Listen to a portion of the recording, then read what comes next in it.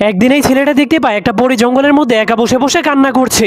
যা দেখার পর ছেলেটা তার কাছে চলে যায়, কিন্তু পরীটা তাকে দেখার পর অনেক ভয় পেয়ে যায়, যার কারণে ছেলেটা তাকে ধরতে গেলেই পরীটা পিছনে যেতে শুরু করে দেয়। তখন ছেলেটা পরীটাকে বলে, দয়া করে আমাকে ভয় পেও না, আমি তোমাকে সাহায্য করতে চাই। যা শোনার পর পরীটা কান্না করতে করতে ছেলেটাকে তার সব ঘটনা খুলে বলে। তখন ছেলেটা তার কান্না থামিয়ে বলে, আমার সাথে চলো, তাহলে তোমার কোনো ক্ষতি হবে না। আমার পরিবার অনেক গরিব হলেও আমি মেয়েদেরকে অনেক সম্মান করি। যা শোনার পর পরীটা তার সাথে যাওয়ার জন্য রাজি হয়ে যায়। এটা দেখার পর ছেলেটার বন্ধু হরিণ এবং হাঁস অনেক খুশি হয়ে যায়, কিন্তু তারা অনেক ঘন জঙ্গল দিয়ে বাড়িতে যাওয়ার সময় পরীটা অনেক ভয় পেয়ে ছেলেটাকে জড়িয়ে ধরে। এরপর শরম পাওয়ার কারণে অন্যদিকে ঘুরে যায়। এরপর ছেলেটা পরীটাকে তার বাড়িতে নিয়ে তার মাকে সবকিছু বলে দেয়। যা শোনার পর তার মা অনেক খুশি হয়ে পরীটাকে তাদের ঘরে নিয়ে যায়। কিন্তু রাতের বেলা পরীটা ঘুমানোর সময় তার বাবা মায়ের কথা মনে পড়ে যায়, যার কারণে পরীটা আবারও কান্না শুরু করে দেয়। আর এইদিকে পরীদের রাজা তার মেয়েকে হারিয়ে ফেলার কারণে অনেক টেনশনে পড়ে অজ্ঞান হয়ে যায়। ঠিক তখনই পরীদের সেনাপতি এসে রাজাকে সেই হারিয়ে যাওয়া পরীটাকে খুঁজে আনার ওয়াদা করে। এরপর সে হারিয়ে যাওয়া পরীটাকে খোঁজার জন্য পৃথিবী